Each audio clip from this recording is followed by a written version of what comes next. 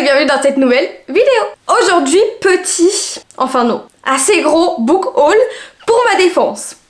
Ça regroupe le mois de janvier et le mois de février. Donc on est sur 2 mois d'achat. Pour ma défense numéro 2, il y a la Saint-Valentin qui est passée et mon chéri m'a un petit peu gâtée. Donc là-dedans, on a des cadeaux de Saint-Valentin. Et pour ma défense numéro 3, j'ai lancé ma chaîne Booktube début janvier. J'avais le droit de fêter ce lancement. Sachez que c'est très rare que j'achète autant de livres. Mais là, je me suis fait plaisir quoi. De quoi encore bien ajouter des livres à ma palle qui était déjà trop longue. Mais bon, si vous avez vu la dernière vidéo, je vais très sûrement faire un tri prochainement. Donc ça pardonne un petit peu. Alors je suis trop contente parce que vraiment tous les livres sont hyper variés. On a de la fantasy mais pas que. On a du contemporain, on a du thriller, on a de la romance un petit peu spéciale. D'ailleurs je vais commencer par ça parce que c'est le livre que je suis en train de lire actuellement. Comme j'étais pas sûre de l'apprécier, je l'ai acheté d'occasion. Parce que je suis pas sûre qu'il va rester dans ma bibliothèque très longtemps. Du coup il a pris un peu cher. Mais bon là il m'en reste vraiment plus beaucoup à lire, vous voyez. Et franchement c'est pas la lecture du siècle. Honnêtement j'aime bien ce côté un petit peu tueur en série. Mais je suis pas trop fan de la romance très vulgaire comme ça. Je vous ferai mon avis une fois que je l'aurai terminé dans un prochain update lecture. Mais en tout cas donc on est sur une romance entre 2 serial killers. Je vous en avais parlé du coup dans ma vidéo romance sur ceux qui me tentaient. Et je vous avais dit que je l'avais commandé et je l'avais pas encore reçu. Donc c'est chose faite et il est bientôt fini d'être lu. Pour le résumé, on nous dit « Tout tueur a besoin d'un ami, tout jeu doit avoir un vainqueur ». Lorsqu'une rencontre fortuite rapproche Sloane et Rohan, meurtriers et rivaux, une amitié aussi improbable soit-elle naît entre ces âmes damnées. Il s'avère que tous deux ont une prédilection bien particulière pour les autres serial killers. Des petites villes de Virginie occidentale à la chic Californie, du centre de Boston au Texas rural, les 2 chasseurs se lancent dans une compétition annuelle macabre et sanglante qui les oppose aux monstres les plus dangereux du pays. Mais quand leur relation finit par évoluer, ils découvrent que les fantômes tourmentés qu'ils ont laissés sur leur passage ne sont pas loin, prêts à revendiquer bien plus que leur amour naissant. Sloane et Rohan parviendront-ils à s'extirper de leur jeu mortel, ou ont-ils enfin trouvé un adversaire à leur taille? Voilà pour le résumé de ce livre. Je vous ai dit pour le moment, bon, on n'est pas à l'abri que la fin change tout, mais c'est pas la folie. Mais je suis contente quand même de le découvrir. D'ailleurs, j'ai un 4e argument à vous donner pour ma défense, c'est qu'il y a 2 livres là-dedans, je vous dis pas lesquels, sinon ça va vous spoiler une prochaine vidéo, mais que j'ai dû acheter spécialement pour une vidéo, donc ça me pardonne un petit peu aussi parce que en soi c'est pour vous du coup, un petit peu quand même. Alors nous avons le livre, celui-là ça va être ma prochaine lecture, Le Retour de Saint, que du coup je vous ai montré quand même dans ma vidéo où je créer ma pile à lire pour le mois. Il n'est pas encore lu mais il va être lu incessamment sous peu. Je vous en ai déjà parlé plein de fois, c'est vraiment une romantaisie, soit ça passe soit ça casse en fait, soit la personne qui le lit adore, elle est totalement mais envoûtée par cette lecture et c'est une lecture qui va la marquer vraiment pour longtemps, ou soit totalement à l'opposé, en fait c'est une fantaisie qui va être beaucoup trop incompréhensible, où le lecteur va s'ennuyer et va carrément l'abandonner. J'ai vu autant des deux, mais il n'y a jamais d'avis mitigé en mode c'était bien mais sans plus, c'est soit c'était génial, soit c'était horrible et impossible de le finir. Donc j'espère vraiment que cette lecture va me marquer et que je vais l'apprécier. En tout cas je suis trop intriguée et je pense que dès la fin de... Est-ce que je vous avais dit le titre même de Butcher and Blackbird? Je suis même pas sûre. Mais donc dès la fin de celui-là, je vais lire Le Retour de Saint, que j'ai acheté il y a un petit moment du coup. Alors pour le résumé, Shai rêve depuis toujours d'aventures hors du commun. Un soir à la lueur d'une bougie, son vœu est enfin entendu. Arrachée à sa réalité et à ce qu'elle aime, Shai se réveille dans un monde inconnu, où se mêlent créatures, magie et complots mortels. Elle ignore encore qu'un pacte la lie à Saint, l'un des 5 astres qui veillent sur ce monde envoûtant. Mais Shai veut rentrer chez elle et pour y parvenir, elle est contrainte de faire confiance à la voix mystérieuse et magnétique qui hante ses pensées depuis son arrivée. La voix de celui que l'on nomme le prince déchu. Et du coup, ce qui m'a intriguée aussi dedans, c'est qu'on est sur une romance assez particulière étant donné que le personnage masculin est dans sa tête. Et apparemment, donc vous m'avez dit en plus que c'était vraiment du coup hyper original mais hyper bien ficelé et j'ai hâte de voir comment Maëlle Pau va ficeler tout ça du coup. Surtout que c'est une autrice française donc j'aimerais bien pouvoir soutenir un peu nos auteurs et vraiment apprécier cette lecture. Alors j'ai l'impression que les personnes qui n'aiment pas trop cette lecture, ce sont des personnes qui sont pas forcément hyper habituées à la fantasy, qui voulaient un peu lire ça peut-être pour la romance et qui du coup n'ont pas l'habitude des univers beaucoup plus denses de la fantasy. J'espère que c'est pour ça du coup qu'elles l'ont pas apprécié et du coup étant donné que moi je suis un peu plus habituée, peut-être que je ferai partie de la team numéro 1. Ce livre, j'ai tellement hâte de le lire, je me suis procuré le premier tome de la saga Les Eaux d'Émeraude avec le tome 1 qui se nomme La Cité de Jade. Et depuis tout à l'heure, je vous dis pas qui a écrit quoi et dans quelle édition c'est édité, mais vous avez l'habitude. Ça a été écrit par Fonda Lee et publié aux éditions de Saxus et c'est une des fantaisies qui tourne le plus et qui j'ai l'impression plaît le plus et qui me donne tellement envie. Je me rappelle quand je vous l'avais présenté, je vous avais dit que ça me faisait vraiment penser à Black Panther avec le royaume du Wakanda. J'arrive pas à m'enlever cette idée de la tête. On va voir si c'est véridique ou pas, en tout cas pour le résumé. Bienvenue dans la fabuleuse ville de Janloon. Mais attention, derrière la beauté de la capitale de l'île de Kekon, se cache une dangereuse réalité, celle d'une ville déchirée entre deux clans qui s'affrontent pour le contrôle de la cité de Jade. Cette pierre précieuse et magique qu'on ne trouve que dans les mines de l'île permet au guerrier qui la porte d'amplifier ses capacités, faisant de lui une véritable arme de guerre. Aujourd'hui, alors que le chef du clan Sansim se retire du pouvoir, laissant la direction à ses petits-enfants, leurs rivaux du clan de la montagne en profitent pour ravir des quartiers et s'accaparer le marché du jade. Lorsqu'une nouvelle drogue puissante se propage, permettant à quiconque, même aux étrangers, de manier le jade, la tension qui couve entre les deux clans éclate avec une violence sans précédent. Entre jeux politiques, trahison, argent et pouvoir, l'issue de cette guerre déterminera le sort de tous les guerriers de Jade et de l'île elle-même. Je crois que je n'ai pas forcément besoin de vous en dire plus, vraiment, il me donne trop envie. Bon, vous allez voir qu'on est quand même sur une majorité de fantasy romantasy, hein. Le prochain livre que je me suis procuré, c'est The Hurricane Wars, qui a été écrit par Thea Guanzon aux éditions Calix. Et franchement, ce livre, personnellement, je suis une adepte des brochets, je trouve ça plus simple à lire, moins lourd, moins cher... etc. Je le trouve mais magnifique, les couleurs, les dorures, j'adore en fait, il est trop beau et on fait que de me dire qu'il est génial, donc j'ai trop hâte de le lire. En plus regardez, on a un petit bateau qui fait son petit bout de chemin à chaque page, c'est trop cool. Mais j'avoue que du coup quand j'ai eu le livre j'ai eu peur parce que j'ai cru que ici en fait il était taché, mais non c'est le petit bateau. Du coup ça fait vraiment une petite ombre grise ici. Bon, je pense que c'est sympa au niveau de la lecture, ça doit sûrement vouloir dire quelque chose et on est donc sur une romantaisie, bien sûr. Pour le résumer, Talazine n'a connu que les guerres du typhon. Orpheline, elle utilise le pouvoir de la lumière pour se battre contre l'empire de la nuit. Alaric n'a connu que les ténèbres. Fils de l'empereur et arme la plus mortelle des ombres, il use de sa terrifiante magie pour écraser la rébellion. C'est alors qu'ils se croisent sur le champ de bataille, leur affrontement est inéluctable, mais une menace plus importante se profile. Sauront-ils faire alliance pour la vaincre ou se détruiront-ils l'un l'autre avant? Honnêtement, même sans lire le résumé, juste en voyant la couverture, j'aurais pu l'acheter parce qu'il est vraiment trop beau. Mais en plus de ça, le jour, la nuit qui s'affrontent, deux clans opposés, donc un bel Enemies to Lovers, apparemment c'est vraiment une très bonne lecture, donc je me languis très fort de le découvrir celui-là. Il me donne trop envie. Allez, on change un petit peu de registre avec La femme de ménage. Enfin, je me le suis procuré, j'ai trop hâte. En fait, je crois que j'ai plus hâte de savoir si je me fais retourner le cerveau et si j'arrive à deviner le plot twist ou non, pour voir qui avait raison et qui avait tort dans toutes les revues que j'ai lues. En fonction de mon avis bien sûr, hein, que de connaître réellement l'histoire. Là j'ai juste envie de savoir si je vais réussir à le deviner ou pas, s'il est si simple que ça, ou si au contraire il est si complexe que ça, parce qu'il y a tellement des avis différents. En fait je pense que les amateurs de thriller le trouvent peut-être un peu facile à deviner parce qu'ils sont hyper habitués à ce style de lecture, mais les personnes qui sont beaucoup plus habituées à de la romance, à même de la fantasy quoi, parce que c'est pas du tout le même style, ont tendance à se faire beaucoup plus avoir par ce livre. Et étant donné que je fais partie de la catégorie qui n'a pas l'habitude des thrillers, je pense que ça devrait me convenir. Alors en plus de ça, il y a un tome 2 et un tome 3, je sais jamais s'ils sont bien appréciés ou pas, mais déjà on va se focaliser sur le tome 1, c'est le plus important actuellement quand même. Et cette fois-ci, au niveau du résumé, donc on est sur un roman très psychologique. Chaque jour, Millie fait le ménage dans la belle maison des Winchester, une riche famille new-yorkaise. Elle récupère aussi leur fille à l'école et prépare les repas avant d'aller se coucher dans sa chambre au grenier. Pour la jeune femme, ce nouveau travail est une chance inespérée, l'occasion de repartir de zéro. Mais sous des dehors respectables, sa patronne se montre de plus en plus instable et toxique. Et puis il y a aussi cette rumeur dérangeante qui court dans le quartier. Madame Winchester aurait tenté de noyer sa fille quelques années auparavant. Heureusement, le charmant Monsieur Winchester est là pour rendre la situation plus supportable.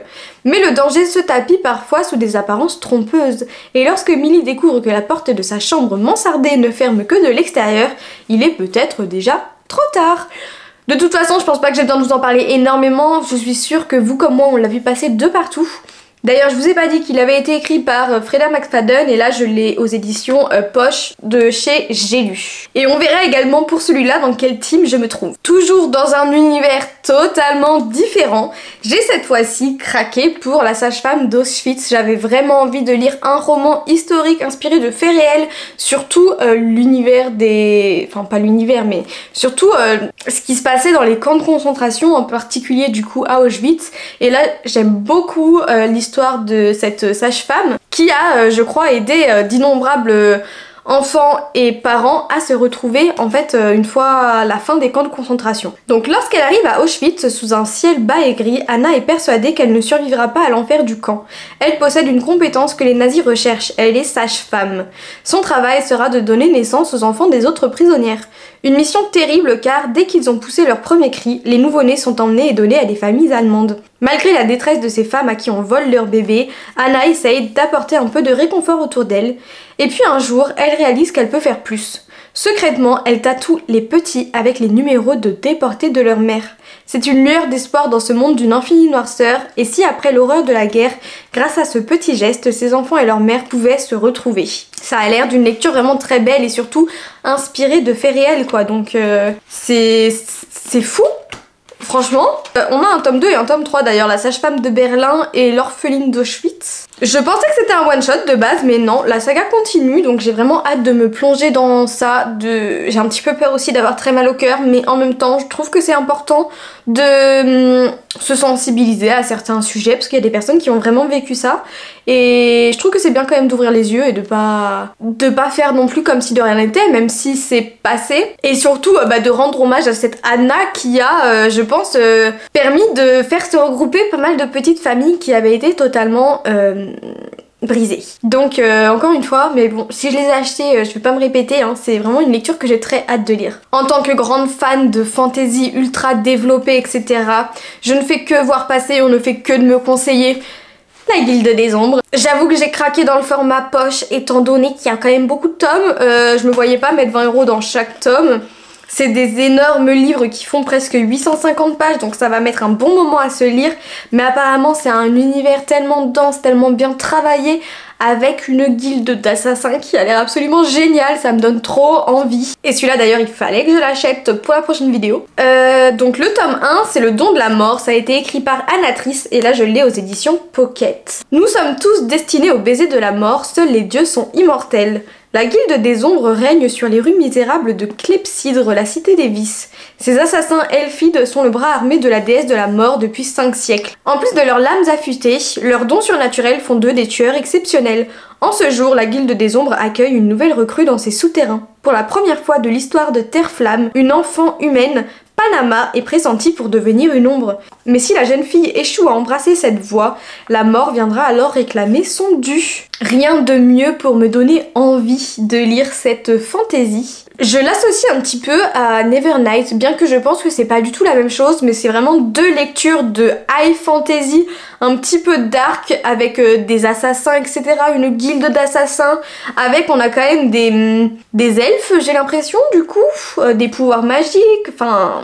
des lieux, l'univers doit être tellement bien, j'ai trop hâte, ça me donne trop envie. Mais pour celui-là, du coup, je vous donnerai mon avis dans une future vidéo qui devrait arriver mi-mars, je pense, si j'y arrive, ou sinon fin mars grand max. Encore un petit peu de romantaisie, j'avoue j'ai pas encore lu le tome 3, mais apparemment c'est le meilleur de la saga, donc je me suis dit je vais assurer mes arrières avec le tome 4 de la saga d'Oren, c'est Glow, qui est encore plus énorme je crois que le tome 3. Vraiment c'est une sacrée brique qui fait presque 1000 pages, attendez je pensais pas autant. 977 pages, ok, et bah ça a intérêt à être bien. Mais vu la fin du tome 2, personnellement j'ai lu que le tome 1 et le tome 2 pour le moment de la saga d'Oren. Je dois bien avouer que le tome 3 me donne extrêmement envie et apparemment c'est à partir de ce moment là où il y a vraiment tout qui s'enclenche et qui continue à fond dans le tome 4. Donc je me suis dit si le tome 3 est vraiment si bien que ça et que je ne peux pas attendre pour lire la suite, au moins j'aurai déjà le tome 4. Et le temps que je lise tout ça, on aura du coup le tome 5 que je pourrais me procurer avant d'avoir la sortie du tome 6 et comme ça je devrais pas avoir trop d'attente entre tous les prochains tomes. J'espère que vous avez suivi ma logique. Alors par contre, niveau romantaisie, Hugo, on est sur 3 petites femmes, donc à mon avis ça va envoyer le smut, hein. C'est pas forcément ce que je préfère, mais je vais éviter d'essayer de lire le résumé, il faut pas du tout que je lise ce résumé. Pour le résumé du coup de Guild, hein, parce que je vais ni lire le résumé du tome 3 ni du tome 4 pour ne rien me spoiler. Depuis des années, Oren est la favorite à la peau dorée du roi Midas, l'homme qui transforme tout ce qu'il touche en or. Bien qu'enfermé dans une cage, Oren se sent choyé et protégé auprès de lui jusqu'à ce que son comportement commence à changer. Est-il vraiment la sécurité qu'elle pensait avoir trouvée?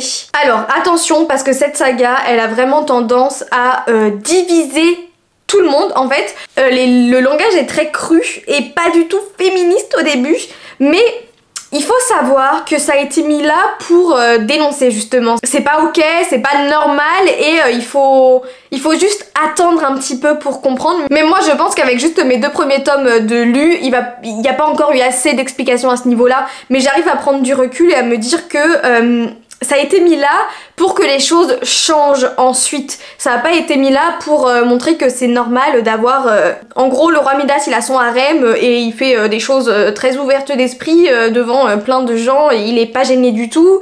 Et c'est assez spécial, hein. C'est pour public averti, il peut y avoir des scènes assez dérangeantes, donc je vous invite à lire les trigger warnings avant. Maintenant, en fait, dans le tome 1 et ensuite dans le tome 2, on va énormément voir le développement d'Oren qui va enlever ses œillères, qui va apprendre à penser par elle-même, qui va apprendre à voir que l'homme qu'elle idolâtrait, il est pas si génial que ça et peut-être qu'il fait des choses pas très bien et qu'elle s'est voilée la face et elle va rencontrer d'autres personnes qui vont l'aider à se remettre en question. Et je trouve que le personnage principal a un développement incroyable, donc Oren, et il y a encore un potentiel énorme pour les futurs tomes, donc j'ai trop hâte de découvrir la suite. Mais on va vraiment la voir prendre confiance en elle, elle va apprendre plein de choses aussi et elle va plus laisser faire comme avant quoi.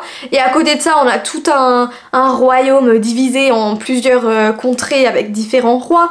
On a des rois qui veulent prendre la place d'autres rois, des rois qui sont extrêmement effrayants. On a un peuple de fae qui est complètement méprisé. Vraiment plein de choses super intéressantes. Il y a énormément de potentiel dans cette saga.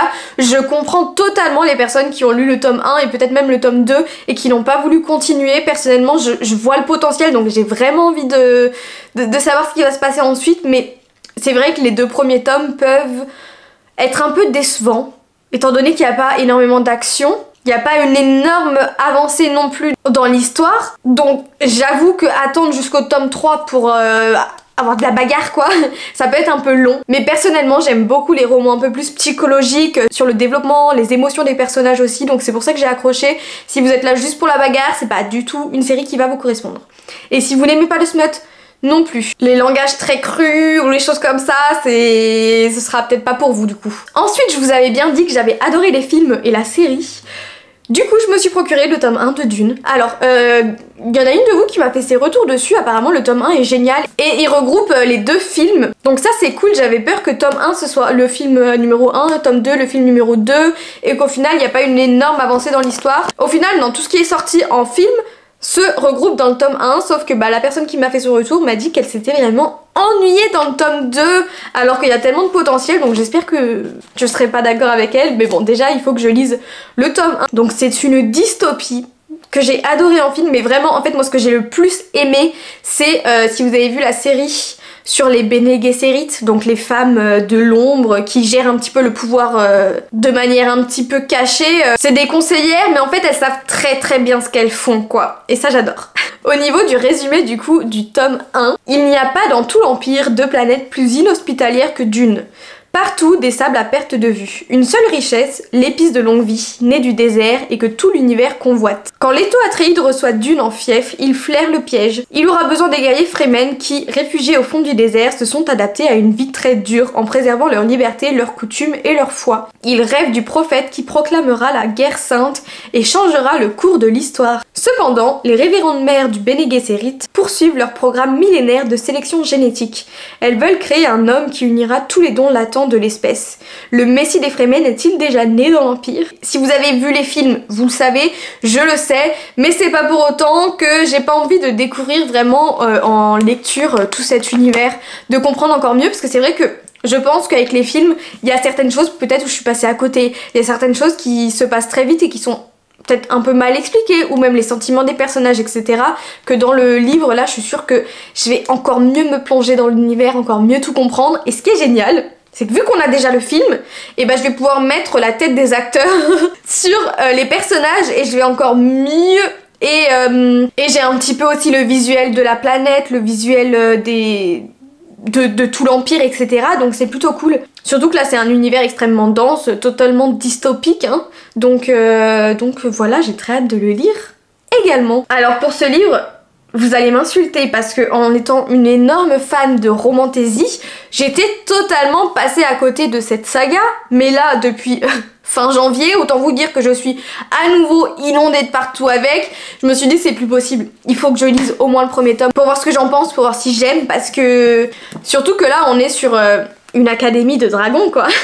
Avec Force Wing, je l'avais toujours pas lu, donc la saga The Empyrean, apparemment c'est vraiment bien. Et Xaden, je crois, il est plutôt cool aussi. J'ai l'impression que c'est le book boyfriend préféré de tout le monde. Par contre, vous savez que je l'ai acheté à l'aveugle, hein. J'ai même pas lu le résumé, je sais que c'est une académie où ils vont apprendre à devenir dragonnier, cavalière. Rien ne prédestinait Violette Sorrengal à être une cavalière. À son arrivée à l'académie de Basgiath, elle était censée intégrer les cadrans des scribes et mener une vie tranquille parmi les livres, elle dont les os sont si fragiles qu'ils peuvent se briser au moindre choc. Mais Violette n'a pas d'autre choix que de satisfaire aux ordres de sa mère, la générale Sorrengai, elle-même cavalière et dresseuse de dragons, et de s'inscrire aux épreuves de sélection pour devenir dragonnière, l'élite de la Navarre. Pourtant, le simple fait d'envisager de participer à cette compétition lui paraît fou, car les dragons ne se lient pas aux humains fragiles, ils les brûlent. Mais Violette a beau être la candidate la moins forte physiquement, elle est rusée et rapide. Des qualités indispensables quand on évolue dans un monde sans foi ni loi, où les alliés peuvent vite devenir des ennemis. Violette va devoir penser à un plan solide car cette aventure n'a que deux issues. Passer toutes les épreuves ou mourir. Et là, donc on avait le tome 2 Iron Flame, si je me trompe pas, et le tome 3 Onyx Storm qui vient de sortir aux États-Unis et qui fait pleurer tout le monde apparemment. Après moi j'ai l'habitude avec tous vos livres ultra épais qui sont apparemment géniaux et en fait c'est un petit peu décevant quoi. Après bon, j'ai trop peur d'avoir des attentes trop élevées, de m'attendre à un truc de fou et d'être un petit peu déçue. Parce que vraiment j'en attends beaucoup là de ce livre. Je ne vois que des avis presque positifs. Il fait l'unanimité presque auprès de tout le monde. Donc j'en attends beaucoup. Et je crois qu'il va faire partie de mes prochaines lectures aussi parce qu'en vrai j'ai trop hâte de découvrir cet univers que j'ai laissé passer pendant plus d'1 an je crois. Je comprends pas pourquoi je me suis pas tournée vers cette saga plus tôt hein, parce qu'il y a tout pour me plaire. C'était peut-être le côté un petit peu académique, j'avoue que j'ai pas l'habitude, donc je me dis est-ce que les personnages vont pas être un petit peu jeunes et naïfs, un peu niais quoi, je sais pas, on verra ça. Alors ce livre c'est l'avant-dernier que j'ai à vous présenter et j'ai fait une petite affaire on va dire, en fait non. Pas vraiment, parce qu'il a été totalement arrêté et réédité dans des collections trop belles. Sauf que je savais pas si j'allais réellement apprécier ou pas. Encore une fois, ce livre, je l'ai acheté à l'aveugle. Parce que toutes les personnes qui ont aimé la saga La Cité de Laiton, toutes les personnes qui sont fans de fantasy, romantasy, je sais plus si c'est d'ailleurs une fantasy ou une romantasy, mais ont adoré cette duologie. Donc je me suis dit, je vais tenter de lire le tome 1, c'est la saga Une braise sous la cendre de Sabataïr. Et vous voyez, j'ai l'ancienne version que j'ai payée 2,90 € aux éditions PKJ. Donc je me suis dit, autant tester, voir si j'aime. Si j'aime, bah dans ce cas-là j'investirai. Alors, ils nous ont sorti que les reliés si je me trompe pas pour le moment et j'ai pas envie de payer un relié trop cher, hein. Les fonds sont un petit peu restreints ici, surtout actuellement avec tout ce que je viens d'acheter. Donc 2,90 € pour voir si la saga me plaît et ensuite on avisera. Étant donné que c'est plus édité, là je sais même pas pourquoi la personne le vendait à 2,90 € mais j'étais contente de voir ça. Je crois qu'on est sur une fantaisie orientale aussi ou pas du tout? Bah écoute, il y a une sorte de pyramide derrière donc je pense que oui. Je vais te dire ce que je dis à chaque esclave qui arrive à Blackcliff. La résistance a tenté de pénétrer dans l'école un nombre incalculable de fois. Si tu travailles pour elle, si tu contactes ses membres, et même si tu y songes, je le saurai et je t'écraserai. Autrefois, l'Empire était partagé entre les érudits cultivés, gardiens du savoir, et les martiaux, armée redoutable, brutale, dévouée à leur empereur. Mais les soldats ont pris le dessus et désormais quiconque est surpris en train de lire ou d'écrire s'expose au pire châtiment. Dans ce monde sans merci, Laïa, une esclave, et Elias, un soldat d'élite, vont tout tenter pour retrouver la liberté et sauver ceux qu'ils aiment. Bon, j'ai l'impression qu'on est sur une romantaisie du coup. Mais alors, esclave, dictature un petit peu, quête de liberté, romance un peu interdite entre une esclave et un soldat. Moi, ça me donne bien envie quand même. Et enfin le dernier livre qui vient d'une autrice française qui me donnait envie depuis très longtemps. Alors par contre je suis hyper étonnée parce que je m'attendais à ce qu'il soit beaucoup plus épais que ça. C'est le tome 1 de la saga Faille de sel et de sang de Eulalie Lombard que je vois passer depuis un bon moment sur la sphère BookTok. Le tome 1 s'appelle La Dernière Couronne et je vois que des retours positifs, franchement. On est encore une fois bien sûr sur une romantaisie, pour changer. Je vous ai dit qu'il y avait plein de livres variés, en vrai, pas tant que ça, mais vous connaissez mes goûts maintenant. Hein. L'Empire détruira tout sur son passage. Fiancée au prince de son royaume, Nisalia préfère manier les armes que jouer les aristocrates modèles. Un choix influencé par l'ombre de l'Empire qui plane au-dessus de sa patrie depuis bien avant sa naissance. Quand la guerre éclate, la jeune Faye n'hésite pas un seul instant à partir au front. Munie de ses épées et de sa magie, elle est impatiente de goûter à l'ivresse de la bataille. Mais c'est sans compter les manigances de l'Empire. Faite prisonnière, elle est amenée à la cour impériale et se voit forcée de servir le Faye le plus puissant et le plus cruel qui soit, le prince de sang. Incapable de s'échapper, Nisalia décide de l'anéantir à n'importe quel prix. Pour y parvenir, il lui faudra ruser, mentir et ne pas lui succomber, parce qu'on est sur un enemies to lovers. Mais comme je vous ai dit, franchement pour un premier tome, il fait 330 pages. Je trouve ça assez court pour une romantaisie, enfin j'ai pas l'habitude d'en lire des assez courtes, donc j'ai très hâte de voir ce qui se passe. Alors encore une fois par contre c'est des pages super blanches, mais moi je suis pas habituée à ce blanc éclatant là, ça me fait mal aux yeux. Non j'abuse en vrai, c'est juste que, je sais pas, je trouve qu'il est vraiment super blanc celui-là aussi. Mais ça faisait des mois, si ce n'est des années, que cette saga me faisait de l'œil, donc je me suis dit écoutez, pourquoi pas se lancer et soutenir un petit peu nos auteurs français et voir ce que ça donne. Et c'était le dernier livre de ce book haul. Si j'ai bien compté, ça en faisait 12, c'est quand même pas mal en 2 mois, ça fait une moyenne de 6 livres par mois. En vrai de vrai, je trouve ça pas trop exagéré quand même non plus, en sachant que je lis entre 5 et 6 livres par mois. C'est comme si je remettais un peu tout à zéro. Ça va quand même. Bon, comme d'habitude, j'ai hâte d'avoir vos avis sur certains livres. N'hésitez pas à me dire hein, si vous en avez lu certains, ce que vous en avez pensé. J'aime bien connaître vos petits avis avant de commencer une lecture. Et si c'est une vidéo qui vous aura plu, n'hésitez pas à me mettre un petit like. N'hésitez pas à ne pas m'en redemander non plus pour ne pas que je craque tous mes livrets. Sinon ça va commencer à poser problème. En tout cas moi j'ai trop hâte de me plonger dans tous ces univers. Donc écoutez, je vais partir de ce pas terminer Butcher and Blackbird. Et nous on se dit à très vite dans une prochaine vidéo. Sur ce, je vais vous laisser tranquille. Gros bisous.